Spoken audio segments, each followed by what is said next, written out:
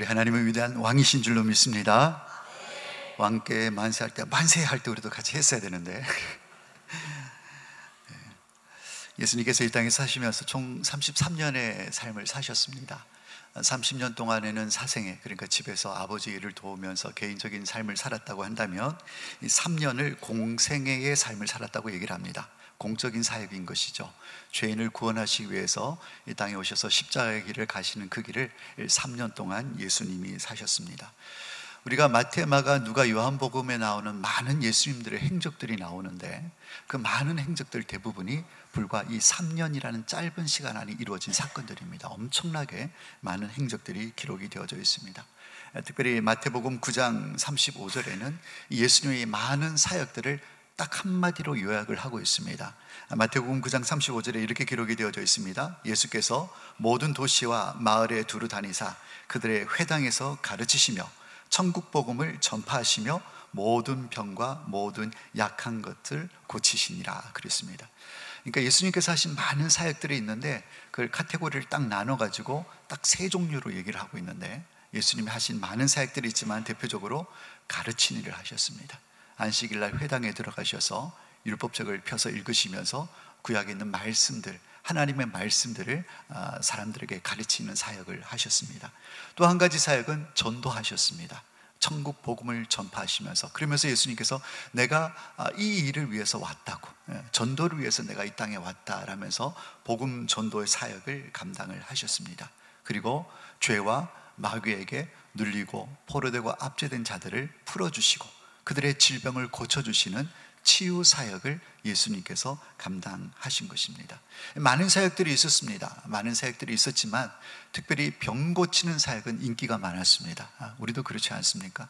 누가 아픈데 나았다 그러면 온 동네 소문이 다 나는 것입니다. 병원도 용한 병원이 있습니다. 아무 병원이나 가가지고 병을 키울 수도 있지만 어느 병원 가니까 저 병원에서는 찾아내지 못한 부분을 찾아내는 용한 병원들이 있습니다. 그러면 소문이 막 퍼져나가는 거죠. 우리는 몸이 낫고 병 고치는 참 관심이 많습니다. 예수님 당시에도 그랬습니다. 정말 못 고칠 질병, 당시에는 의술이 발달하지 않았으니까 이 병을 고침 받는다는 것은 놀라운 주제거리였고 이슈였다라는 것이죠. 그래서 많은 사람들이 예수님께로 가서 병 고침을 받고 싶어서 어디 조금이라도 아프면 어쨌든 예수님한테 가서 눈이라도 한 번 더 만져주고 한 번 손이라도 잡아보고, 그래서 병 낫기를 위해서 수많은 사람들이 몰려들었고, 비록 자신은 병은 없지만 예수님께서 병 고치는 놀라운 기적 행하는 것을 보고 싶어서라도 많은 사람들이 몰려들었다는 것입니다. 예수님은 BTS 이상의 인기가 있으신, 아이돌 이상의 인기가 있으신 참 유명하신 분이셨습니다. 근데 오늘 본문도 예수님이 바로 병 고치시는 사역에 대해서 기록을 하고 있는데요. 먼저 오늘 본문 앞부분에 보면 이 사역이 예수님 사역 초기, 공생의 사역의 초기 사역이었던 것을 알 수가 있습니다. 오늘 본문 앞부분에 보면 예수님께서 제자를 부르십니다. 누구를 부르십니까? 시몬 베드로, 그리고 그의 동업자였던 야고보와 요한도 부른다는 것을 우리가 본문 앞쪽에서 확인할 수가 있습니다. 그리고 제자들을 부르신 다음에 12절에 가면 또 나병 걸린 환자를 고쳐주시는 사건이 나오고 그 다음에 이어서 오늘 사건이 나오는데, 이 사건은 예수님의 공생의 사역의 좀 앞부분에 위치하는 사역으로 이해할 수가 있습니다. 그래서 오늘 본문 17절 말씀을 보니까 하루는 갈릴리에 있는 한 집에 그랬습니다. 예수님께서 갈릴리에 있는 한 집에서 많은 사람들, 자기를 따르는 많은 사람들에게 이제 말씀을 가르치셨겠죠. 오늘 본문에 나와 있지는 않겠습니다만 말씀을 가르치시고 병자를 고치는 사역도 하고 계셨을 것입니다. 바로 그때에 오늘 어떤 사람들이 한 중풍병자를 침상에 메고 그 환자를 예수님께 데리고 나오는 모습을 보게 되는 것입니다. 근데 문제가 무엇입니까? 오늘 19절 말씀에 보니까 문제가 무엇이냐면 무리 때문에 메고 들어갈 길을 얻지 못한지라. 예수님이 워낙 인기가 많다 보니까 이 작은 집에 예수님이 들어가 계시면 그 집안에도 사람이 발 디딜 틈 없이 들어섰을 것이고, 집 주변에도 마당에도 군데군데 사람들이 정말 옹신할 수 없을 정도로 인산인해를 기르고 사람들이 모여 있었을 터인데, 이 중풍병자를 고쳐주기 위해서 사람들이 이 사람을 침상에 메고 예수님 앞으로 나갔다는 것이죠. 그런데 오늘 19절에 기록되어져 있는 것처럼 무리 때문에 메고 들어갈 길을 얻지 못했다는 거예요. 돌파해서 나아갈 길을 얻지 못했다라는 것입니다. 장애에 탁 막히게 된 것이죠. 우리도 어떤 일을 감당하고 진행해 나갈 때 어려움을 겪을 때가 있습니다. 벽에 맞닥뜨릴 때가 있다는 것이죠. 그러면 많은 사람들이 해볼 만큼 해보고 안 되면 어떻게 합니까? 에이 뭐 안 되나 보다, 어쩔 수 없다, 여기까지가 한계인가 보다, 우린 최선을 다했다 라면서 체념하거나 돌아서는 경우가 많이 있습니다. 그런데 오늘 이 한 중풍병자를 메고 온 사람들은 아주 창의적인 사람이었습니다. 사람들이 많아서 뚫고 들어갈 수 없으니까 어떤 생각을 하게 됩니까? 지붕으로 올라가는 것입니다.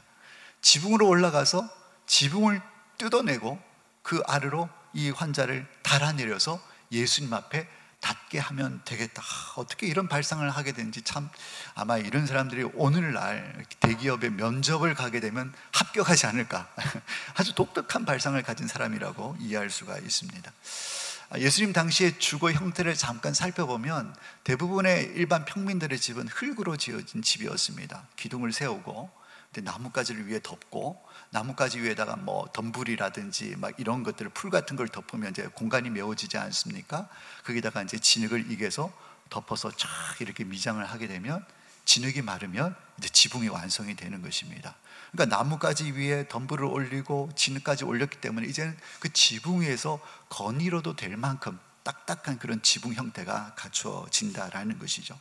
그러니까 어떻게 하면 지붕에 올라가서 진흙을 걷어내고 덤불과 나뭇가지를 걷어내면 지붕에서 방바닥을 내려다 볼 수 있는 아주 단순한 구조로 이루어져 있는 것이 예수님 당시의 주거 형태다라는 것이죠. 정말 대단한 사람들입니다. 어떻게 지붕을 뜯을 생각을 다 했는지. 그런데 사실 이 같은 행동은 민폐입니다. 자기 집도 아니었을 거고, 뭐 형제나 친척 집도 분명히 아니었을 것입니다. 무턱대고 남의 집에 찾아가서 지붕에 올라가서 지붕을 뜯어낸다? 이것은 무례한 행동인 것입니다. 주인이 봤다면 아마 노발대발했을 그런 일이다라는 것이죠. 요즘 제 땅 같으면은 아마 고소를 당하든지, 물질 피해, 정신적인 피해, 거기다가 재물 손괴, 뭐 아니면 뭐 주거 침입, 뭐 이래가지고 감옥을 가도 아주 형량이 좀 크지 않을까 싶은 생각을 가져봅니다. 그 안에 있는 예수님도 당황스럽기는 마찬가지이실 거예요. 예수님과 그 앉아서 말씀을 듣고 있는 사람들도 막 열심히 예수님이 설교를 하고 계시는데 갑자기 흙이 툭툭 떨어지는 거예요. 쳐다보니까 자꾸 흙이 떨어지고 먼지가 날리고 주먹만한 흙덩어리가 떨어지고, 그러면서 갑자기 구멍이 하나 뻥 뚫리더니 빛이 쫙 쏟아져 오는 거예요. 근데 조금 있으니까 구멍이 점점 넓어지는 것입니다. 막 여러 사람이 얼굴을 들여다보고 막 그걸 파내는 거예요. 구멍이 점점 넓어지더니 거기다가 침상이 하나 달아서 내려오는데 거기 환자가 지금 실려 있는 거예요. 앉아있는 사람들도 참 이 보통 상황이 아닌 것이죠. 기가 차는 상황이다라는 것입니다. 근데 만약에 여러분 생각해 보시길 바랍니다. 그 지붕에 올라가서 구멍을 뚫었던 그 사람들은 야, 우리가 올라가서 지금 구멍을 뚫어서 달아내리려고 하는데 만약에 이렇게 되면 그 다음 일이 어떻게 될까라는 것을 생각했을까요? 안 했을까요? 아무 생각이 없이 그냥 뜯어냅니까? 남의 집에 지붕에 올라가, 우리 지금 예배를 드리고 있는데 누가 천장에서 구멍을 뚫고 막 이러면은 보통 일이 아니잖아요. 남의 집 재물도 손괴했죠. 그리고 막 예수님 앞에 지금 집중해서 말씀 듣고 있는데 막 그럼 밑에서 뭐 하는 사람이라고 빨리 내려오라고 욕을 해대든지 삿대질을 하든지 비난을 받고, 주인이 알았다고 그러면 아마 멱살을 쥐임을 당할지도 모르는 그런 상황이다라는 것이죠. 그럼에도 불구하고 그 사람들이 지붕에 올라가서 구멍을 뚫고 그 중풍병자를 달아내린 이유가 무엇인가 하는 것입니다. 이렇게 무례하고 정말 뭐 생각지도 못한 이런 비상식적인 행동을 그들이 할 수밖에 없었던 이유가 무엇인가 하는 것입니다. 이유가 무엇이겠습니까? 첫 번째는 사랑 때문입니다. 사랑. 무슨 사랑일까요? 그 메고 온 사람들이 어떤 사람인지는 오늘 본문에 정확하게 기록을 하고 있지는 않습니다. 가족일 수도 있고 아니면 친한 친구들일 수도 있습니다. 뭐 아니면 다른 사람들일 수도 있고. 근데 중요한 것은 그 메고 온 사람이 이 중풍병자를 어떻게 했다는 것입니까? 너무너무 사랑했다는 거예요. 너무너무 사랑했기 때문에 자신들이 이 일을 하면서 앞으로 겪게 될, 이 일이 벌어지고 난 다음에 돌아오게 될 어떤 책임, 아니면 어떤 그 대가집을, 이런 거 생각하지 않았, 물론 생각했죠. 그것을 무릅썼다라는 것입니다.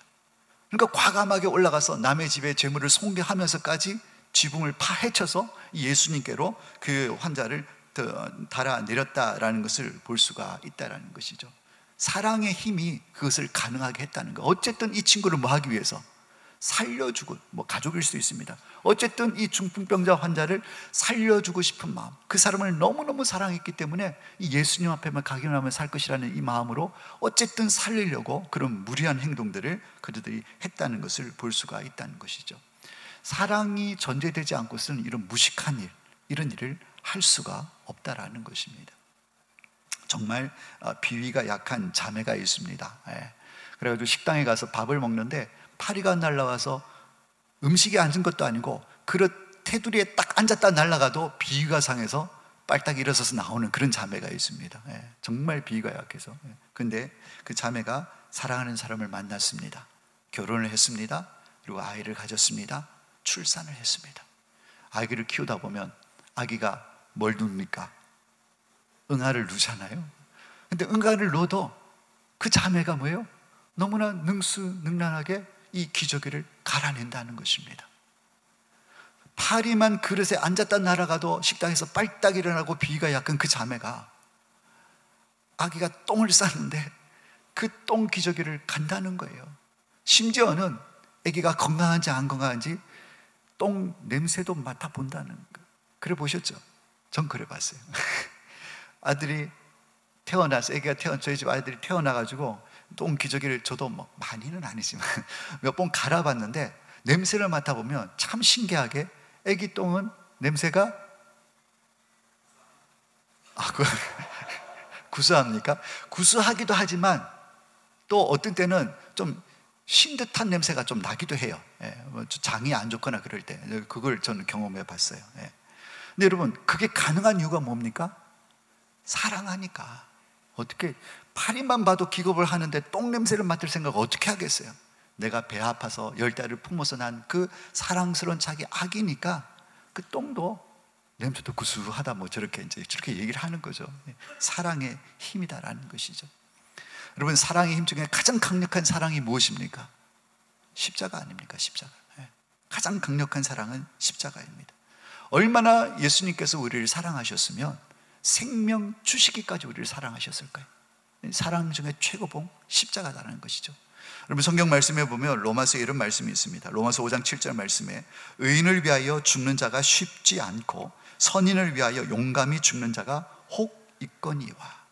의인을 위해서, 선한 사람을 위해서 누군가가 대신 죽는다는 것 결코 쉽지 않다는 얘기예요. 혹 가끔 있을 수 있다라는 것입니다. 그런데 우리 주님의 십자가는 어떤 상황입니까? 의인도 아닙니다. 선인도 아니에요. 도무지 사랑할래야 사랑할 수 없는 죄인을 사랑하셔서 죽은 사랑이 바로 십자가가 아닙니까? 그래서 사랑 중에 최고봉이 뭐다? 십자가다. 이렇게 말씀을 드릴 수가 있는 것입니다. 그래서 이 중풍병자를 메고 온 사람들, 다른 거 아닙니다.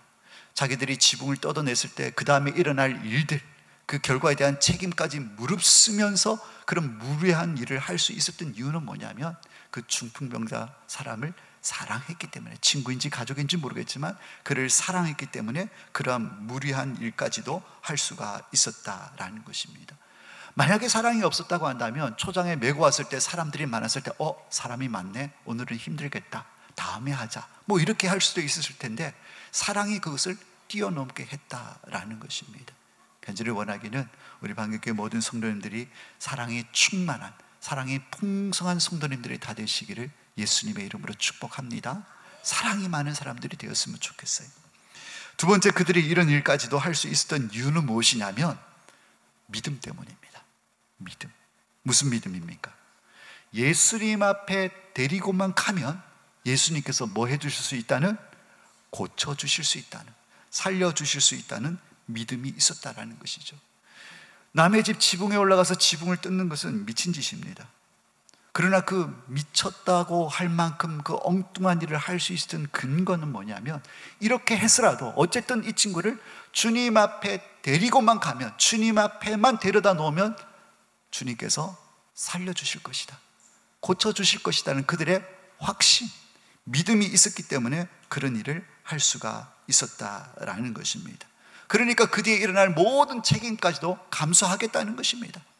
중요한 것은 이 친구만 살 수 있다고 한다면, 이 친구만 나을 수 있다고 한다면, 그리고 주님 앞에 데리고만 가면 반드시 주님은 살려주실 것이라고, 고쳐주실 것이라고, 그런 확신한 믿음이 있었기 때문에 그런 무리한 일들까지도 감행할 수가 있었다라는 것입니다. 가족인지 친구인지 누구인지 알 수는 없습니다. 중요한 것은 중풍병자를 정말 사랑했고, 또 예수님께서 반드시 분명히 고쳐주실 수 있는 분이라는 믿음이 있었기 때문에 놀라운 생명의 역사가 일어난 줄로 믿습니다. 이러한 모습이 우리 모든 성도님들에게도 있기를 예수님의 이름으로 축복합니다. 먼저는 하나님을 향한 절대 신앙이 우리 모든 성도님들 가운데 있었으면 좋겠습니다. 그리고 우리 옆에 있는 성도들을, 우리 형제 자매들을 사랑하는 사랑이 넘치는 사람들이 다 되었으면 좋겠습니다.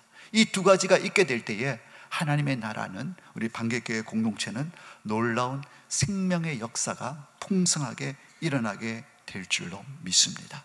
하나님을 향한 믿음과 형제 사랑은 함께 가는 것입니다. 함께 가는 것입니다. 특별히 연약한 성도들, 어려움 당할 성도들을 위해서 기도할 때 우리가 이 마음이 필요한 것입니다. 먼저는 저 지체에 우리 함께하고 있는 우리 동역자들, 성도들의 연약함과 아픔, 내가 하나님께 기도하면 하나님께서 우리 기도를 들으시고 반드시 응답하신다는 믿음이 있어야 하는 것입니다. 그리고 그들을 위해서 기도할 때 그냥 상황만 듣고 기도하는 것이 아니라 그 사람의 마음이 내 마음이 되고, 그래서 그 아픔이 내 아픔이 되어서 그를 뜨겁게 사랑하는 마음을 가지고 기도할 때, 이 믿음과 사랑을 가지고 하나님 앞에 기도할 때에 놀라운 생명의 역사가 나타나게 될 줄로 믿습니다. 날마다 이 역사를 경험하는 우리 방개교회 공동체가 되기를 예수님의 이름으로 축복합니다. 이제 그 중풍병자가 이제 구멍을 뚫고 지붕에서 달아내려졌습니다. 그 다음에 어떤 일이 일어납니까? 오늘 20절 말씀 보니까 예수께서 그들의 믿음을 보시고 이르되 이 사람아 내 죄 사함을 받았느니라 하시니 말씀하고 있습니다. 예수님께서 뭘 보셨습니까? 달아서 내려온 그 환자를 본 것이 아닙니다. 예수님이 본 것은 눈앞에 보이는 현상을 본 것이 아니라 그들의 무엇을 봤습니까? 믿음을 보았다는 것입니다. 사랑하는 여러분, 이것이 하나님의 관점인 것입니다. 하나님이 우리를 바라보실 때에 얼마나 많이 했나, 얼마나 열심히 했나, 얼마나 잘했나, 이것을 보는 것이 아니라 뭘 보시는 것입니까? 믿음을 보시는 줄 믿으시길 바랍니다. 믿음의 태도가 중요하다라는 것입니다. 그런데 그들의 믿음이라고 말씀하고 있습니다. 여기서 그들은 누구일까요? 달아내린 친구일 수도 있고 달아내린 사람들일까요? 그들을 했으니까 둘 이상은 분명한 사실입니다. 아니면 이 달아내림을 당한 중풍병자도 포함하고 있을까요? 성경은 정확하게 이제 이렇게 표현을 하고 있지 않아서 우리가 잘 이해할 수는 없습니다만은, 네 죄 사함을 받았느니라, 이것은 누구한테 한 얘기입니까? 중풍병자에게 한 얘기란 말이죠. 그렇게 봤을 때에 그들이라고 했으니까 중풍병자에게 직접 언급하신 말씀이기 때문에 그의 믿음도 있었을 것이고, 그들이라고 했으니까 그뿐만 아니라 달아내린 친구일 수도 있고 그들 믿음까지도 보신 것이 아닐까라는 생각을 하게 되는 것입니다. 여러분, 이렇게 본다면 당사자의 믿음도 중요합니다. 또 중요한 믿음이 무엇입니까? 기도해 주는 사람의 믿음도 중요하고 동역자의 믿음들도 너무너무 중요하다는 것입니다. 그래서 주의 일은 믿음으로 해야 되는 것입니다. 그 믿음이 놀라운 역사를 나타내는 것입니다. 그런데 주님께서 그들의 믿음을 보시고 난 다음에 하신 말씀이 무엇입니까? 네 죄 사함을 받았다라고 말씀을 하고 있습니다. 많은 그 친구들이 그 메고 와가지고 구멍을 뚫는 수고를 하고 달아내린 목적이 무엇입니까? 목적. 왜 그들이 그런 수고를 무릅쓰고 돌아올 책임을 무릅쓰고 비난과 손가락질을 무릅쓰고 그 중풍병자를 예수님 앞으로 달아내린 목적, 이유가 무엇입니까? 고침받게 하려고, 친구가 중풍병에서 자유롭게 하기 위해서 달아내린 것입니다. 그렇다면 지금 이 중풍병자에게 가장 중요하고 가장 우선되고 시급한 문제는 무엇입니까? 병 고침을 받는 것입니다. 예수님께서 그들의 믿음을 보시고 자연스러우려면 제일 먼저 하셔야 될 얘기가 뭐냐면, 네가 나음을 받았다, 네가 고침을 받았느니라. 이게 자연스럽지 않습니까? 근데 예수님께서는 병 고쳐주시지 아니하시고 뭐부터 말씀하십니까? 내 죄 사함을 받았다 말씀하고 있다는 것이죠. 아니, 네 몸이 나았다, 중풍병이 다 나았다라고 말씀하면 좋을 것 같은데 그건 밀어놓고 왜 네 죄 사함을 받았다라고 먼저 말씀하시는가, 이것을 잠시 한번 생각해 봐야 됩니다. 왜 그럴까요? 이것은 문화 차이입니다. 문화 차이. 어떤 문화 차이냐면은, 유대인들은 질병의 원인을 죄라고 보고 있습니다. 유대인들은 질병의 원인을 죄라고 보고 있어요. 요한복음 9장에 보면 날 때부터 맹인이었던 사람을 고치는 예수님의 사역이 나옵니다. 예수님께서 이 날 때부터 맹인되었던 그 사람의 병을 침을 뱉어서 진흙을 이렇게 눈에 발라서 고쳐주시는 사역이 나옵니다. 그때 제자들이 예수님께 물었습니다. 예수님, 저 사람이 앞을 보지 못하는 것은 자기 죄 때문입니까? 아니면 그들의 부모 죄 때문입니까? 라고 물었다라는 것이죠. 이 얘기는 무엇입니까? 당시에는 모든 질병을 어디서부터 왔다고 생각한다는 것입니까? 죄를 지은 결과다라는 것이 당시의 시대적인 분위기였고 시대적인 문화였다라는 것입니다. 그랬을 때 예수님께서 뭐라고 말씀하십니까? 그 사람의 죄도 부모의 죄 때문도 아니다. 하나님께서 하실 일을 나타내기 위함이다. 쉽게 얘기하면 하나님의 영광을 위해서 이렇게 된 것이다 라고 예수님께서는 말씀하시는 것을 볼 수가 있습니다. 여러분, 분명한 사실은 모든 질병이 죄 때문에 오는 것은 아닙니다. 예수님 당시의 문화와 관습은 그랬습니다. 질병이 죄 때문에 오는 거라고. 근데 오늘날 우리가 앓고 있는, 우리가 겪고 있는 질병이 다 죄 때문에 오는 것은 아니라고요. 어떻게 하면 질병이 생깁니까? 부주의하면 질병이 생깁니다. 그리고 잘못된 생활 습관을 가지면 질병이 생기게 되는 것입니다.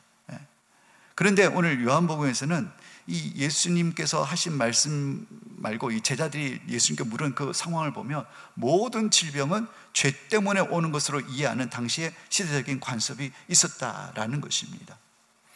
모든 질병이 죄 때문에 오는 것은 아니지만 성경이 얘기하고 있는 질병, 모든 부정적인 것들, 심지어는 죽음까지도 그 출발, 그 기원은 분명히 죄 때문이라고 성경은 말씀을 하고 있습니다. 여러분, 에덴 동산을 생각해 보시길 바랍니다.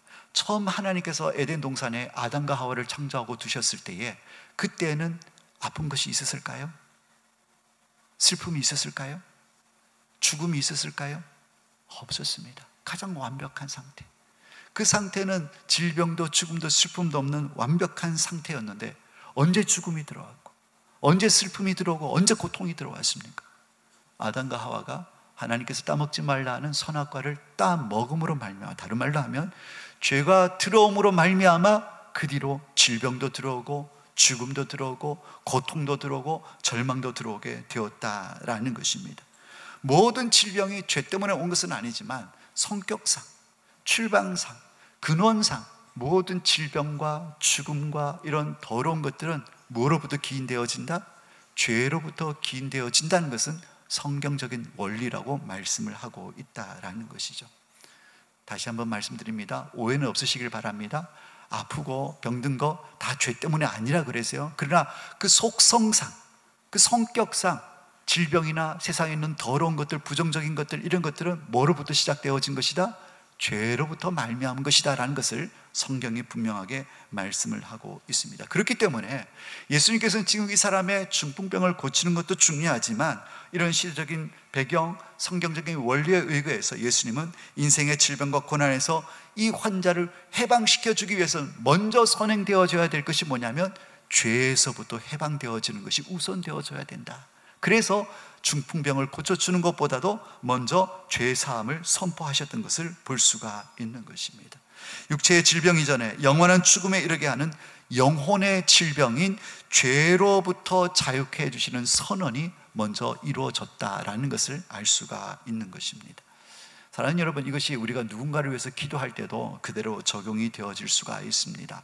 많은 사람에게 기도 부탁을 받습니다. 그리고 내가 생각나는 사람들을 위해서 기도해 주고 있습니다. 자녀들을 위해서도 기도하고, 형제들을 위해서 기도하고, 지인들을 위해서도 우리가 기도를 합니다. 그들의 건강을 위해서, 사업을 위해서, 그들의 관계 회복을 위해서 다양한 그들의 처지와 형편을 두고 하나님 앞에 기도를 하지만, 오늘 본문의 말씀, 예수님이 죄의 용서를 먼저 선언하신 영적인 원리를 본다고 한다면, 우리가 그들을 위해서 중보하고 기도하는 많은 기도 제목들보다 가장 우선되어지고 먼저 되어질 기도의 제목이 무엇이겠습니까? 영혼 구원입니다.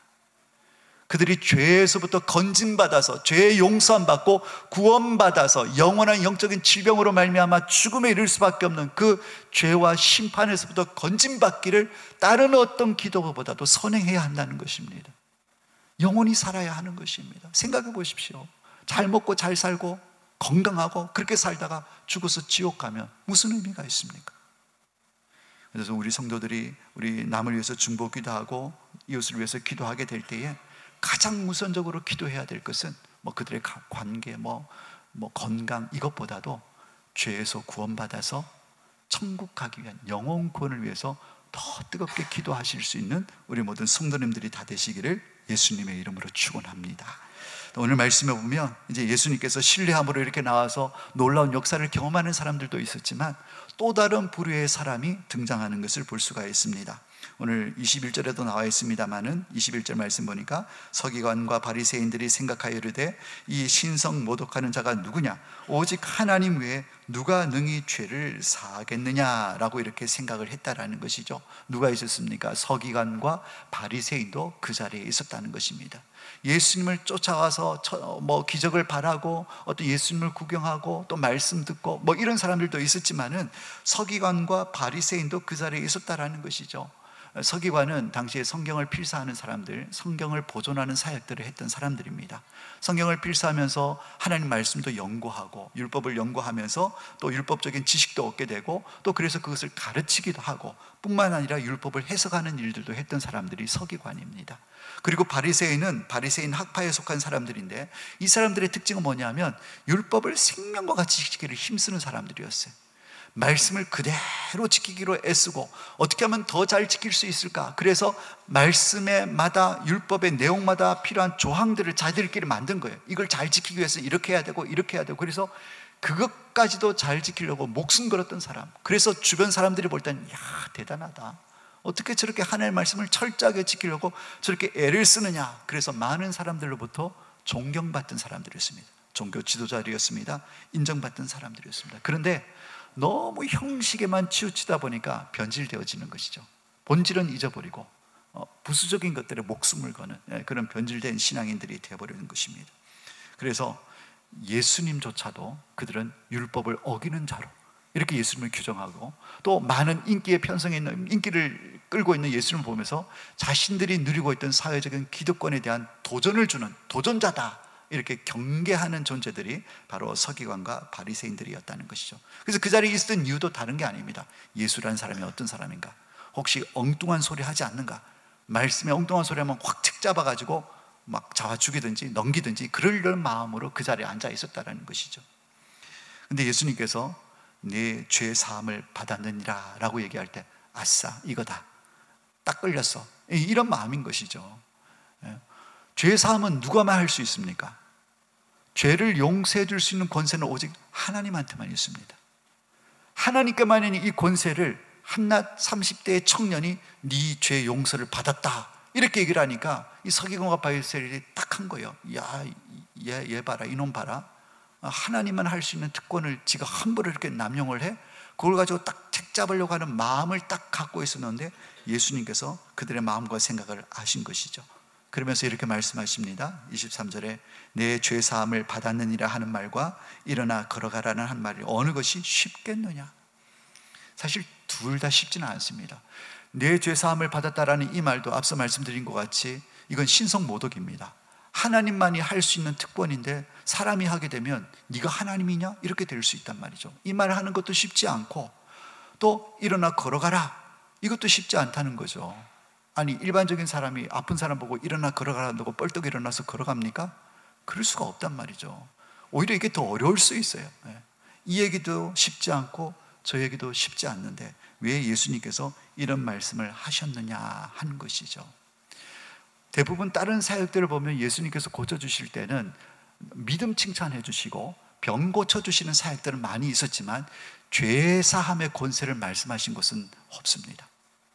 왜 예수님께서 굳이 이 말씀을 하셨냐면 내가 누구냐라는 것을 증언하셨다는 것이죠. 바로 내가 하나님이다. 나에게는 죄사함의 권세가 있는 하나님의 아들이지만 내가 곧 하나님이다 라는 것을 많은 사람들에게 선언하기 위한 우리 예수님의 선포였다는 것을 알 수가 있는 것입니다.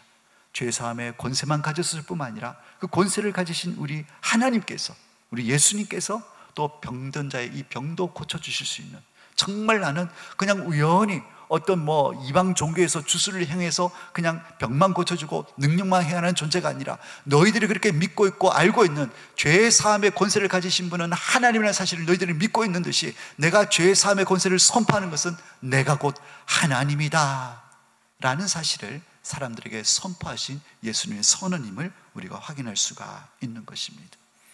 이제 이 말씀을 들은 이제 이 예수님께서 중풍병자에게 이어서 말씀을 하십니다. 24절 하반절 말씀에 보니까 내가 네게 이르노니 일어나 네 침상을 가지고 집으로 가라라고 이제 그의 육신의 질병을 고쳐주시는 것을 볼 수가 있습니다.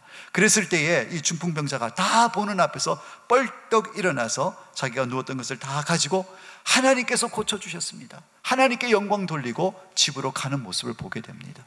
많은 사람들도 그 모습을 보고 깜짝 놀랍니다. 이야, 어떻게 이런 역사가 일어날 수 있냐고. 이건 하나님께서 하신 일이야. 그래서 26절 말씀에 모든 사람이 놀라 하나님께 영광을 돌리며 심히 두려워하여 이르되 오늘날 우리가 놀라운 일을 보았다 하니라. 현장에 있는 모든 사람들이 또 고침받은 당사자조차도 하나님께 영광을 돌렸습니다. 예수님이 고쳐주셨잖아요. 예수님이 명하신 분은 누구이십니까? 예수님이 명하셨잖아요. 그러면 예수님을 높이고 예수님께 칭찬하고 올려드려야 될 텐데 오늘 본문에는 누구께 영광을 돌렸습니까? 하나님께 영광을 돌렸다 말씀하고 있습니다. 여러분, 우리가 하나님을 향한 신뢰, 믿음을 가지고 또 영원 사랑하는 마음을 가지고 사역하게 될 때에 그곳에는 분명히 생명의 역사가 일어나게 될 줄로 믿습니다. 놀라운 역사가 일어날 것입니다. 왜요? 믿음이 있으니까요. 사랑이 있으니까요. 역사가 일어날 수밖에 없습니다. 그랬을 때에 그 역사가 일어나게 될 때 우리가 가져야 될 마땅한 의무와 태도, 오늘 모였던 사람들, 고침받은 중풍병자가 보여줬습니다. 누구에게 영광 돌려야 합니까? 하나님께 영광을 돌려야 하는 것입니다. 우리는 자주 이것을 까먹습니다. 내가 뭔가를 좀 열심히 해서 일이 잘 될 때에 상황이 좋아지게 되면 우리는 너무나 쉽게 교만하게 됩니다. 내가 열심히 해서 나니까 이 정도 한다고, 이런 마음이 겉으로 들리지는 않습니다. 겉으로는 하나님이 하셨습니다, 하나님의 은혜입니다 라고 얘기를 하면서도 우리 마음속으로는 나니까 했지, 니네들이 이런 마음이 얼마든지 들 수가 있다는 것입니다. 그러나 오늘 보여주는 말씀대로 우리는 하나님의 은혜임을 잊지 마시고 하나님 앞에 영광을 돌리는 삶의 태도가 있어야 될 줄로 믿습니다. 우리가 많은 사역들을 앞으로 감당하게 될 것입니다. 지금까지도 감당해왔고 그때마다 우리는 하나님께 영광을 돌리고 더욱더 하나님을 경외하고 섬기는 방향으로 나아가야지, 어떤 일과 사역과 열매를 통해서 내가 높임을 받고 특정한 공동체가 또 어떤 그룹이 영웅시되어지고 이런 모습은 우리가 철저하게 경계를 해야 할 것입니다.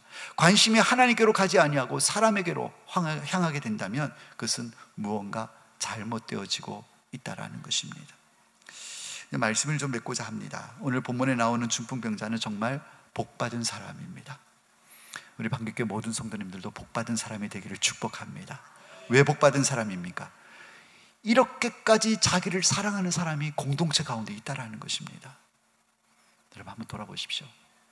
내가 정말 힘들어가지고 좀 어려우면 나를 도와줄 사람이 우리 방귀교회 공동체 가운데 누가 있을까? 내가 누구에게 하나 정말 힘들 때 전화를 걸어서 좀 도와달라고 전화하면 밤낮을 가리지 않고 어떤 상황 형편을 가리지 않고 총알같이 달려와 줄 사람이 우리 공동체 가운데 얼마나 있을까 한번 생각해 보시길 바랍니다. 열 손가락도 부족하죠? 발가락도 꽂고 많이 있을 겁니다. 그러나 저 사람이 올까? 과연 몇 명이나 올까? 한 명도 안 오는 거 아니야? 혹시 이런 마음이 드는 분이 계실지도 모르겠습니다. 그렇게 느껴지는 사람이 있다고 할지라도 나는 몰랐었는데, 나는 도와줄 사람이 하나도 없다고 생각했는데 어떻게 내 소문에 알게 되어져서 여기저기서 막 장로님, 권사님, 집사님들 막 달려와가지고 안부를 묻고 돌아보고 살펴줄 수 있는 그런 사랑이 가득한 우리 방개교회 공동체가 되기를 예수님의 이름으로 축복합니다. 그런 공동체 가운데 살고 있는 성도가 복된 성도다라는 것이죠. 무엇보다도 이 중풍병자가 받은 복이 무엇입니까? 바로 나은 것도 큰 복이죠. 그보다 더 큰 복은 무엇입니까? 예수님을 만났다라는 것입니다. 단순히 병 나은 것보다도 누구를 만났습니까? 예수님을 만난 거, 이것이 가장 큰 복인 줄로 믿습니다. 우리가 예수를 믿기 위해서 내가 예수 믿겠다고 교회 등록하고 신앙생활을 시작하는데, 내가 어떤 목적을 가지고 신앙생활을 시작해서 그 목적이 해결될 수도 있습니다. 몸이 아팠는데 예수 믿고 몸이 나았다든지, 직장을 구하다가 예수 믿고 직장이 구해졌다든지, 이런 여러 가지 기도 응답을 받고 그것을 경험했을 때 복 받았다라고 얘기할 수 있을지도 모르겠지만, 가장 큰 복은 예수 믿고 죄 용서함 받고 구원받아서 하나님의 자녀가 된 복이 제일 큰 복인 줄로 믿으시길 바랍니다. 이게 복인 거예요. 그리고 또 복이 뭐냐면, 나를 주님 앞으로 인도해 주는 그런 동역자들이 있다는 것, 이게 복인 것입니다. 그래서 우리 교회 안에, 우리 공동체 안에 연약한 성도들이 있습니다. 낙심된 성도들, 쓰러져 있는 성도들이 있습니다. 그랬을 때에 내 일만 돌볼 뿐만 아니라 남의 일까지도 돌아볼 수 있는 그런 아름다운 사랑이 넘치는 공동체가 되었으면 좋겠습니다. 낙심해 있으면 찾아가죠. 야, 너 요새 왜 그러냐? 요새 기도의 자리도 안 보이고 무슨 어려운 일 있어? 야, 우리 밥 한 끼 하자. 밥 사 먹이고. 그럴 수도 있지. 나 기도할게. 힘내라. 다도 끓여주면서, 야, 내가 내일 아침에 태우러 갈 테니까 내일 새벽부터 내 차 타고 같이 새벽기도 가자. 이렇게 챙겨서 나오고, 그를 주님 앞으로 인도해 낼 수 있는 이런 동역자가 있는 것, 이게 정말 행복하고 복된 성도의 신앙생활이 아니겠는가 하는 것입니다. 그렇게 세워주고 세움받는 아름다운 연합과 동역이 있는 그런 우리 공동체가 되기를 예수님의 이름으로 축복합니다. 주님 앞에 나와야죠. 소망이 주님께 있으니까. 여러분, 이 모든 일의 시작, 오늘 말씀에 기록되어 있는 누가복음의 이 놀라운 역사의 현장에는 무엇이 있었습니까? 첫 번째는 하나님을 향한, 우리 예수님을 향한 절대적인 믿음이 있었기 때문에 이 역사가 진행되어질 수가 있었습니다. 그리고 그 한 영혼을 사랑하는, 중풍병자를 사랑하는 사랑이 있었기 때문에 이 놀라운 믿음의 역사가 계속해서 일어나게 된 줄로 믿습니다. 우리 방개교회가 주님을 전적으로 신뢰하는 믿음과 다른 지체를 내 몸같이 사랑하는 그 사랑의 마음을 가지고 주님의 몸된 교회를 아름답게 세워나가는 그런 은혜로운 공동체, 덕스러운 공동체가 되기를 예수님의 이름으로 축원합니다. 바라지만 마시고 내가 그런 좋은 동역자가 되기를 힘쓰실 수 있는, 그래서 함께 만들어가는 그런 아름다운 공동체가 되기를 예수님